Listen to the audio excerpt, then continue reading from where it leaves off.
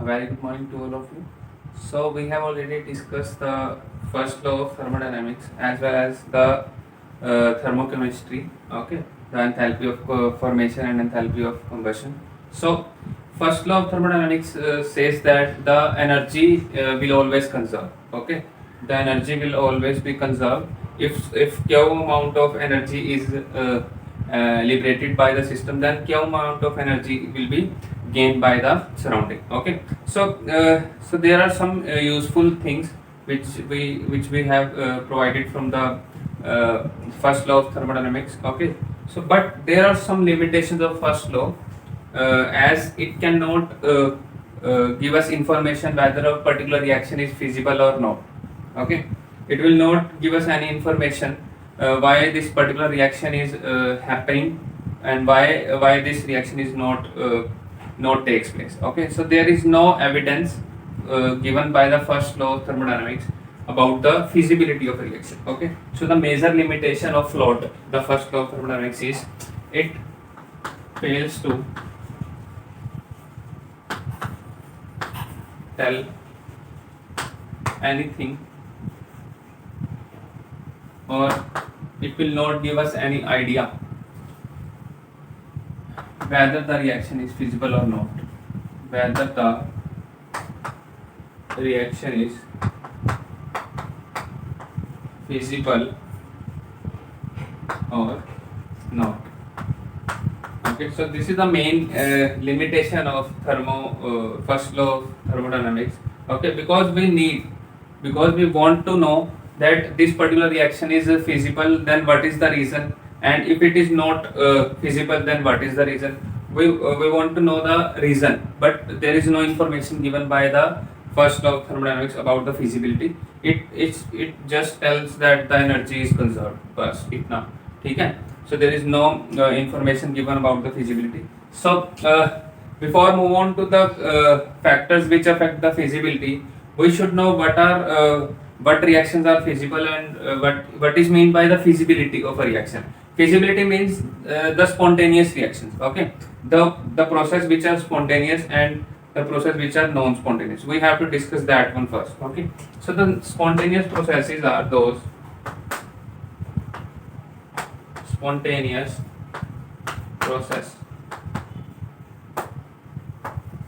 Okay, so the process is said to be spontaneous if it occurs by itself. Okay, if it needs no external agency to occur.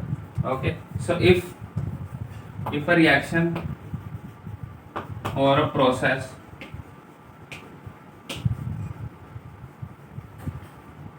occurs without the help of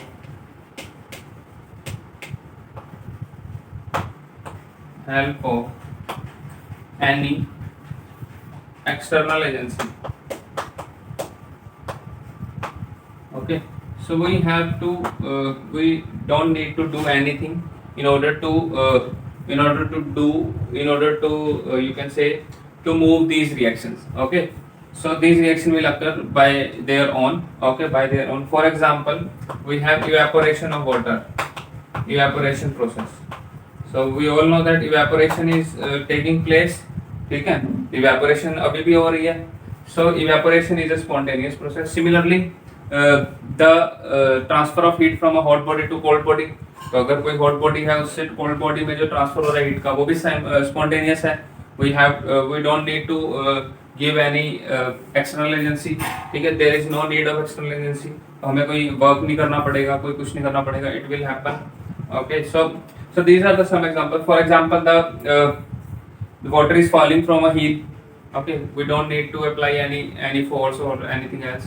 So these are the some examples of spontaneous reaction. Okay, so falling of water down a hill.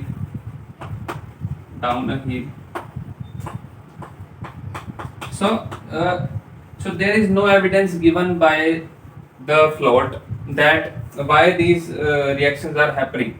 Okay, why evaporation is occur and why water falls from upper to lower. Okay, from a height to towards the ground level. Okay, why why it is spontaneous? That heat is temperature from a high temperature to low temperature. Okay, from a hot body to cold body. So there is no evidence given by float. Okay, so the third example is heat transfer. Heat transfer from hot body to cold body.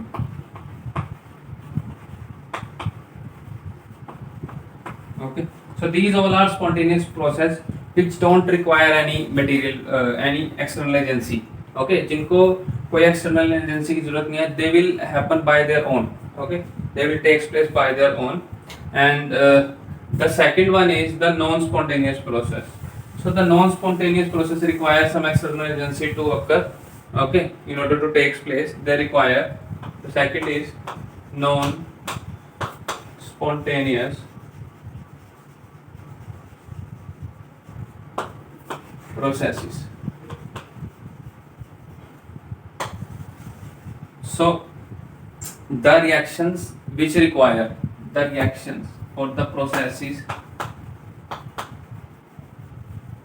which require an external agency to take place. External agency to take place.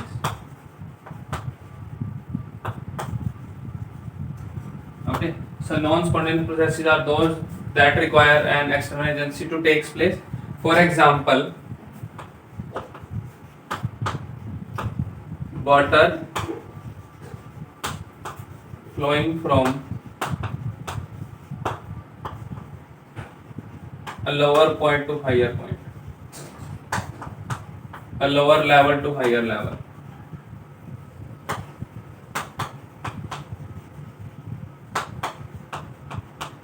So now water cannot flow from lower level to higher level by its own. Okay, we have to apply some energy with the help of a motor. Okay, so similarly, the transfer of heat from a cold body to a hot body, like in case of refrigerator, we have to supply some energy because now heat is supplied from a cold body. There is a low temperature in the refrigerator.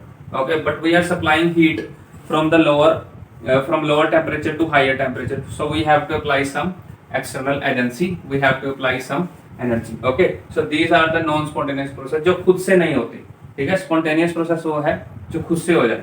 ठीक है, जैसे अगर मान लो if I have a container, okay, in which I am filling a gas. ठीक है, in which a gas is filled. Now if I open the container, I don't need to apply any energy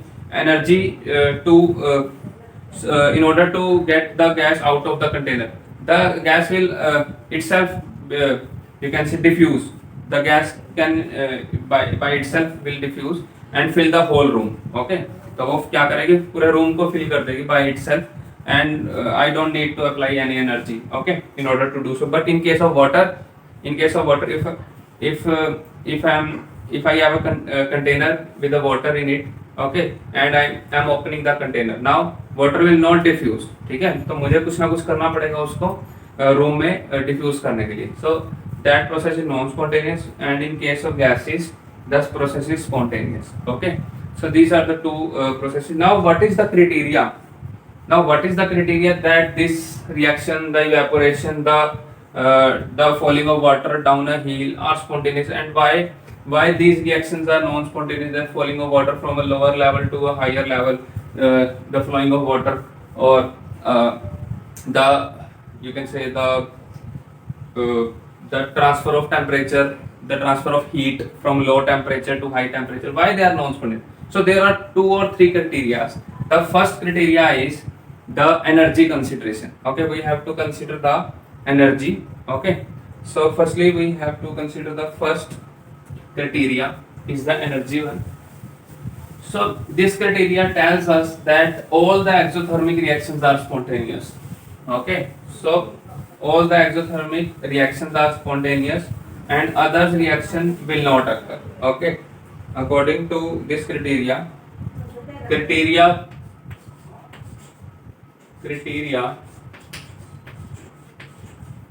of energy. Criteria of energy. So now, according to this, all the exothermic reactions are feasible, and all the endothermic reactions are non-feasible. Okay, according to this criteria, but it is not possible because we all know that all endothermic reactions will also possible. Okay, so this is the main drawback of this criteria. If we consider the energy, in case of combustion is an exothermic reaction. Okay, this will happen.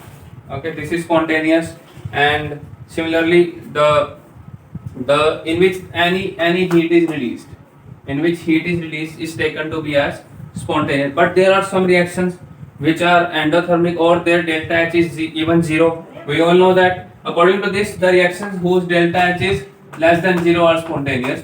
But there are some reactions whose delta H is even greater than zero, and they will also happen. Okay, like we have CaCO3.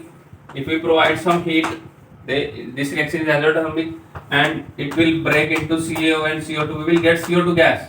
Okay, if it is non-spontaneous, then we will not get CO2. Okay, similarly, in case of H2 plus I2, this is also endothermic in nature. H2 plus I2 gives 2Hi. This is also an endothermic reaction. Now, in this case, we will also get Hi. Okay. Now, the main endothermic reactions which are happening is the freezing of ice. Now, freezing of ice is spontaneous. Okay, freezing of ice is spontaneous. Now, in this case, the reaction is endothermic. Okay, the reaction is endothermic because heat is absorbed and it is spontaneous. Okay. Now, this criteria fails. The energy criteria fails because there are some reactions which are happening in the universe and which are endothermic. Okay, so exothermic wala criteria to fail ho gaya. And similarly, if we have two gases taken in a container, okay, if we have two gases taken in a container, and I am joining these two containers, okay, with the help of a pipe or any joint. Okay, now, and I have a stopcock over here. Okay, so now there are two gases, gas A and gas B. Now these two containers are perfectly isolated, so that delta H is zero. Now this is also spontaneous. If I open this stopcock, these gases will start moving. Okay, they will mixing with each other, so that in order to become the uniform gaseous mixture. Okay, unless and until we will get the gaseous mixture which is uniform. तो ये तब तक move करेंगे जब तक ये uniformly distribute ना हो जाए. Now in this case this reaction is also spontaneous. Okay, and in this case delta H is zero. So this is not the criteria. This is not the perfect criteria to consider a gas to be spontaneous. कि हम कह दें कि ये gas spontaneous है if its delta H is less than zero. Okay, this is not the perfect criteria. Now, after that, the second criteria is the criteria for randomness. In order to overpower the limitation of this criteria, we are taking another criteria which is the criteria for randomness. Okay, तो randomness वाला criteria देखते हैं क्या वो इसकी जो limitations है उसको cover कर पाता है या नहीं. ठीक है, let us take the criteria of randomness. Now, what is randomness? Randomness is disorderedness. So, according to this criteria, all gases, all the reactions which move from less disorder to more disorderedness are spontaneous. Okay, so all the spontaneous processes want to become more random. Okay, they are moving toward randomness, more randomness. Okay, so this is the main criteria. Like in case of, this is a limitation. Like in case of CaCO3, we will get CaO plus CO2. Now we all know that CO2 is a gas, so it will, the randomness is more in case of CO2. So it can easily eliminate the limitation of energy consideration. Similarly, if we have two beakers with a gas, okay, and I'm opening the stopcock over here. Now these two gases have less randomness when they are separated from each other. But if I open the stopcock, the randomness become more. Okay, So the maximum randomness will lead to a spontaneous reaction. This is the main criteria. But similarly in case of melting of ice में भी क्या होगा, solid से liquid में जाएगा, then again the randomness will increase. But there are some reactions in which randomness is less, but they are also happening in the universe, like freezing of water. Freezing of water भी तो होता है ना, ठीक है. Freezing of water नहीं होना चाहिए अगर randomness ही जो है वो factor है main. Okay, so freezing of water नहीं होना चाहिए, but in universe freezing of water तो होता है, ठीक है. So this is also fails. Okay, so we have to sum up these two criteria. Okay, in order to get in order to check how many cases are there. Okay, in order to check how many cases are there, we have to take these two criteria, and these two criteria fails to decide the spontaneity of a reaction. So the force which is responsible for spontaneity is known as driving force. Okay, so driving force is, or the force which is responsible for the spontaneity of a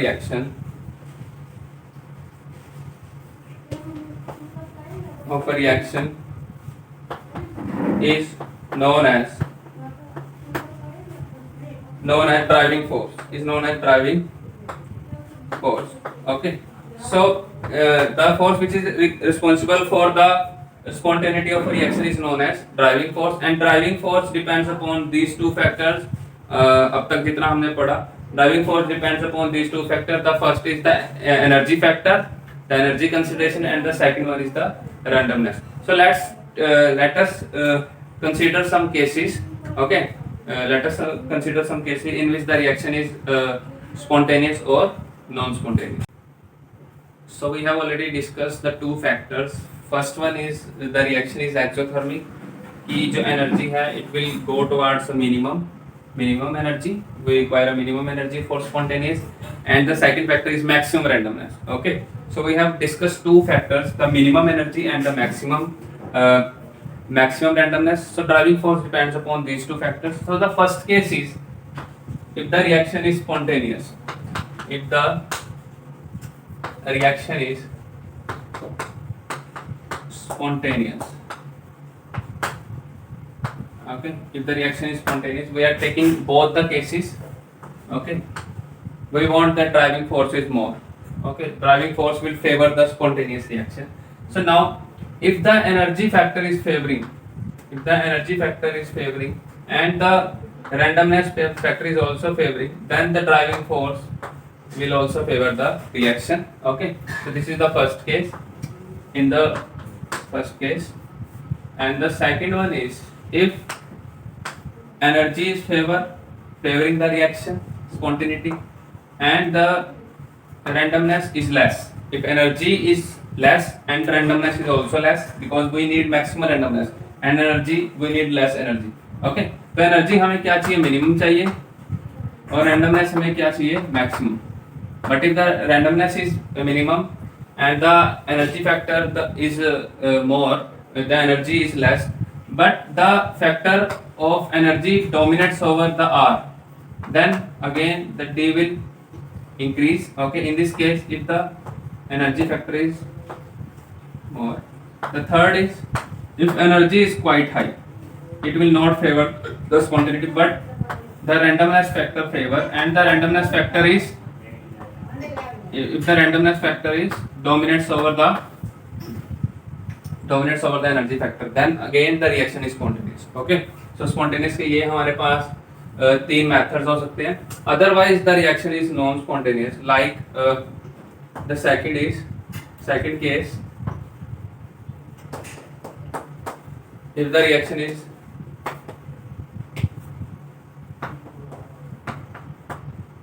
non spontaneous,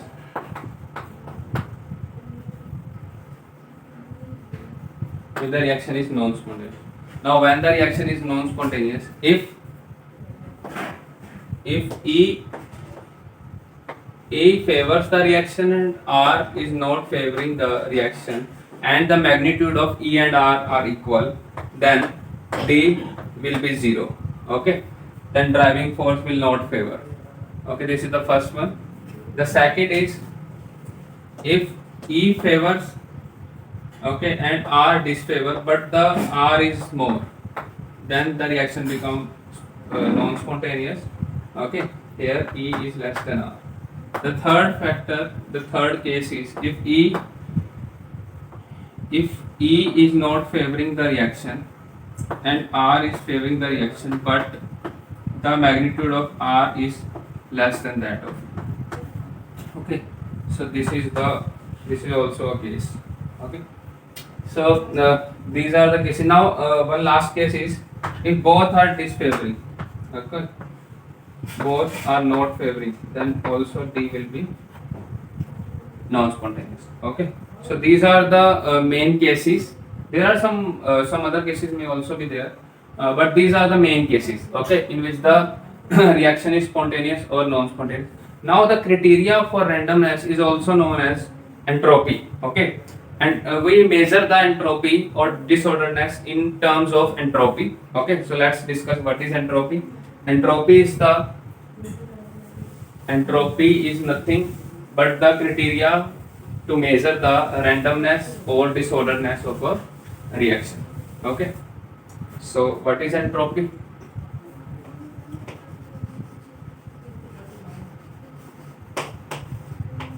Entropy is nothing but the randomness. It is the measure. It is the measure of randomness or disorderedness.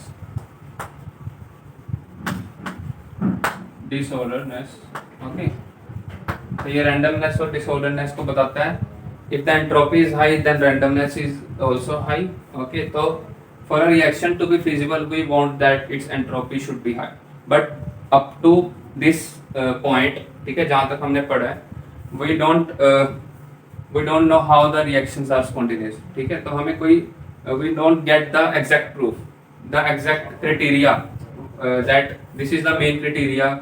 If this value is positive or negative, then we call it as a spontaneous reaction. We are not getting any factor. Okay, till now we don't, because there are limitations. In case of energy, we will also get some limitation, and in case of maximum randomness, we will also get some limitation. So the second law will tell us whether, or we will get some other factor. Okay, in order to predict whether a reaction is spontaneous or non-spontaneous. Okay, तो कोई और factor हम देखेंगे जिससे हम पता कर सकें. So it is the measure of randomness or disorderedness. Now entropy is also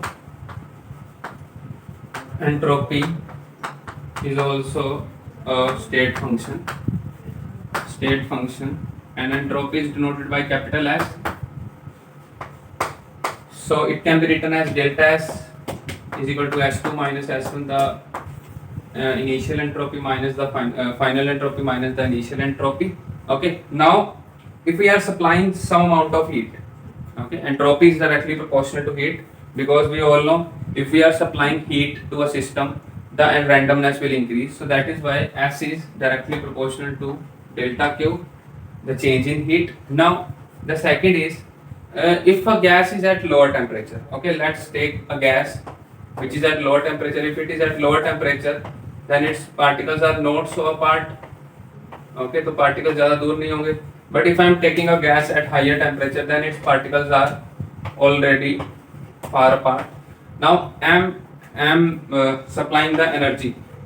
We are talking about the delta S. I am supplying the energy, the heat. Now in this case, the change in randomness will be less, because they are already very random.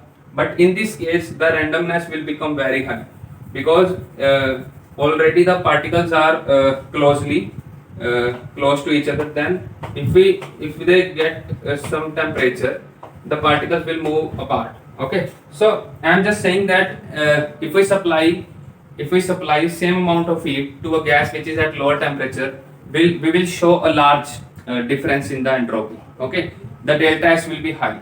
So that is why delta S is inversely proportional to temperature ना, ठीक है. if the temperature is low and we are supplying the same amount of heat to a gas in comparison to a gas which is already at high temperature, so the delta S in case of high temperature will be less, but the change in randomness for a gas which is already at a lower temperature will be high. So that is why it is inversely proportional. Okay, so delta S is equal to delta Q, the change in heat, divided by T. Okay, so this is the main formula.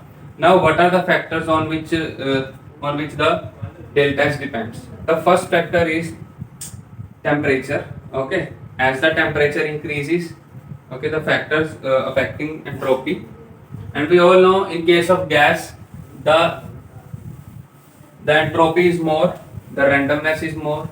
Okay, we are not talking about the entropy change, we are talking about the entropy only, not delta S. So factors affecting, okay, not confuse S with delta S. Okay, factors affecting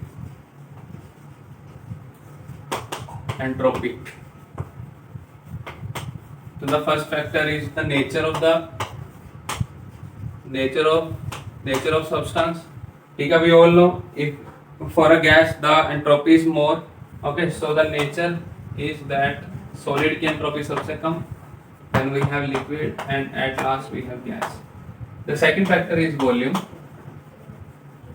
Okay, so randomness is more if the volume of the container is high. Gas can easily move here and there in a large container, but if the container is low, the randomness is low. So as the entropy, the S value is directly proportional to the volume, okay, or the surface area. The third factor is temperature. Okay, so as the temperature increases, entropy will also increase. Okay, I am not talking about delta S, I am just taking S. Okay, I am not talking about the delta S, I am just talking about the S. Okay, so these are the some factors on which entropy depends, and entropy is a state function, it will not depend upon the path. And the entropy, the delta S for system plus surrounding will always remain the same. Okay, कि जितना भी heat हम supply करेंगे system से surrounding में from the first law, it will remain the same. If the Q value remain the same, delta Q value remain the same, then delta S will also be the same at constant temperature. Okay, so this is all about the entropy. Till now we are not we will not get to a point through which we will get to know whether a reaction is spontaneous or non-spontaneous. Okay, so in the next lecture we will discuss that factor also and the second law of thermodynamics. Okay, so actually the factor is Gibbs free energy. Gibbs free energy will tell us whether a particular reaction is spontaneous or non-spontaneous. Okay, so these two factors have limitations, the minimum energy factor as well as the maximum randomness factor. Okay, so I think this much is quite enough for this particular lecture, and I hope you found this lecture very helpful, and you have to prepare the notes as well from these all from these all things. Okay, so like we have nature, volume and temperature, the factors of entropy, and you have to write some of the examples of spontaneous and non-spontaneous and all the cases also. Okay, so thank you very much for watching.